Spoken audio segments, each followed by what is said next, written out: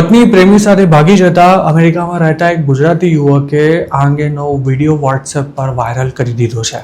આ વાયરલ વિડીયોમાં દેખાઈ રહેલા યુવકનો એવો દાવો છે કે તેની પત્નીને જય નામનો કોઈ શખ્સ ભગાડીને લઈ ગયો છે. અમેરિકામાં રહેતા ગુજરાતીઓના વોટ્સએપ ગ્રુપ્સમાં ફરતા થયેલા આ મેસેજીસમાં જયનો ફોટોગ્રાફ પણ શેર કરવામાં આવ્યો છે અને તે ઉત્તર ગુજરાતનો હોવાનું કહેવાય રહ્યું છે.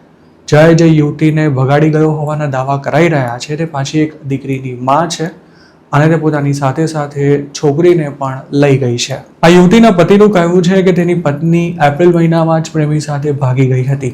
આ મામલે તેણે લોકલ પોલીસની પણ મદદ માંગી હતી, પરંતુ પોલીસે કોઈ હેલ્પ કરવાનો ઇનકાર કરી દીધો હતો.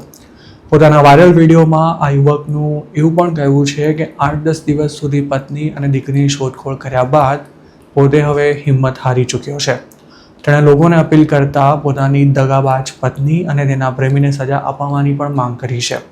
આ યુવકના જણાવ્યા અનુસાર તે મિશિગનમાં આવેલા એક સબવેમાં જોબ કરે છે. આમ ગુજરાતને જય નામના એક યુવક, તેની કહેવાતી પ્રેમિકા તેમજ આ યુવતીના પતિના નામ અને ફોટોગ્રાફ સહિતની વિગતો મળી છે, પણ આ મેટરમાં કોઈ પોલીસ કમ્પ્લેન ન થઈ હોવાથી અમે તેમની વધુ ડિટેલ્સ કે પછી ફોટોગ્રાફ શેર નથી કરી રહ્યા. નવાઈની વાત એ છે કે જય નામના જે યુવક પર આક્ષેપો કરવામાં આવી રહ્યા છે તે પાછો ઇન્ડિયામાં પરણેલો હોવાનું કહેવાય રહ્યું છે.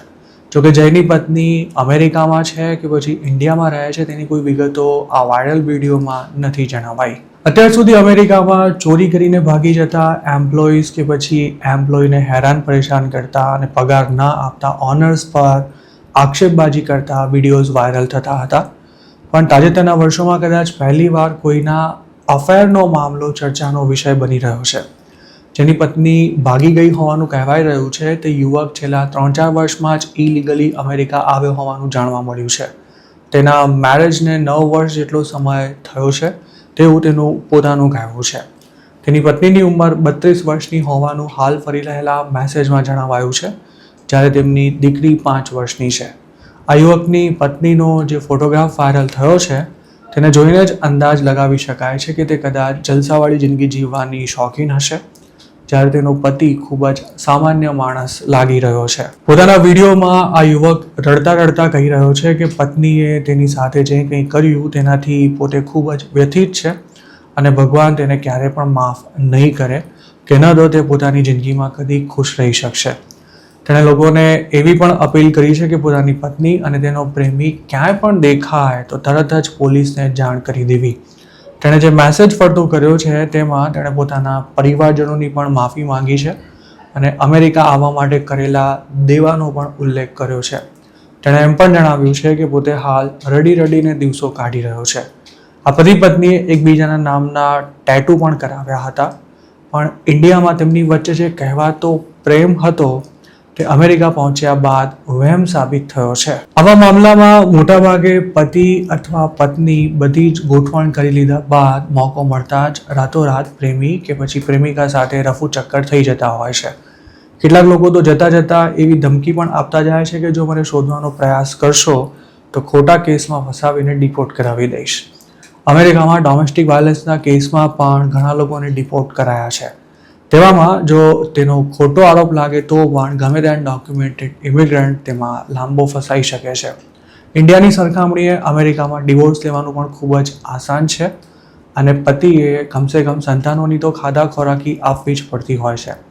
આ જ કાયદાનો ફાયદો ઉઠાવી ઘણી મહિલાઓ પતિને પડતો મૂકીને પોતાના ઈચ્છિત પાત્ર સાથે રવાના થઈ જતી હોય છે. અમેરિકામાં કોઈ મેરિડ ગુજરાતી યુવક કે પછી યુવતી બીજા પાત્ર સાથે ભાગી ગયા હોય તેવા અઢળક કિસ્સા અવારનવાર બનતા રહે છે, પણ આ વાત અંદરો અંદર જ દબાઈ જતી હોય છે. અમેરિકાના કાયદા પ્રમાણે પતિ કે પત્નીને છોડીને બીજા કોઈની સાથે રહેવા જતા રહેવું તે કોઈ ક્રાઇમ નથી. આવા મામલામાં જો કોઈ પોલીસ પાસે મદદ લેવા માટે પહોંચે તો પોલીસ પણ પર્સનલ મેટર હોવાનું કહી કોઈ હેલ્પ કરવાનો ઇનકાર કરી દેતી હોય છે અને ગુમ થઈ ગયેલા પાત્રને શોધવામાં પણ કોઈ જ હેલ્પ નથી કરતી હોતી. ઇન્ડિયામાં સમાજના ડરે લોકો આવી કરતૂતો કરતા અચકાતા હોય છે, પણ અમેરિકામાં કોઈનો ડર કે શરમ ન હોવાથી આપણી દેશી પ્રજા ત્યાં જઈને બેફામ બની જાય છે. ઘણા કિસ્સામાં તો યુએસ સેટલ થયા બાદ મેરિડ લોકો પણ ઇન્ડિયાથી પોતાના પ્રેમી કે પ્રેમિકાને અમેરિકા બોલાવી લઈ મોકો મળતા જ તેમની સાથે ભાગી જતા હોય છે. મિશિગનના જે યુવકનો વિડીયો હાલ વાયરલ થઈ રહ્યો છે તેમાં લેટેસ્ટ અપડેટ શું છે તેમજ તેણે જે દાવા કર્યા છે તેવું ખરેખર કંઈ થયું છે કે કેમ તેની આઈ એમ ગુજરાત કોઈ જ પુષ્ટિ નથી કરતું. જોકે હકીકત છે કે અમેરિકામાં હવે આવા કેસ ખૂબ જ વધી રહ્યા છે. હાલમાં જ આવો અન્ય કેસ આઈ એમ ગુજરાત સાથે શેર કરવામાં આવ્યો હતો, જે એક એવી યુવતીનો હતો કે જેનો પતિ 1.5 વર્ષથી અમેરિકાની જેલમાં બંધ છે અને હવે આ યુવતી ઇન્ડિયા પાછી જતી રહેવાને બદલે અમેરિકામાં જ કોઈની સાથે સેટ થઈ ગઈ છે.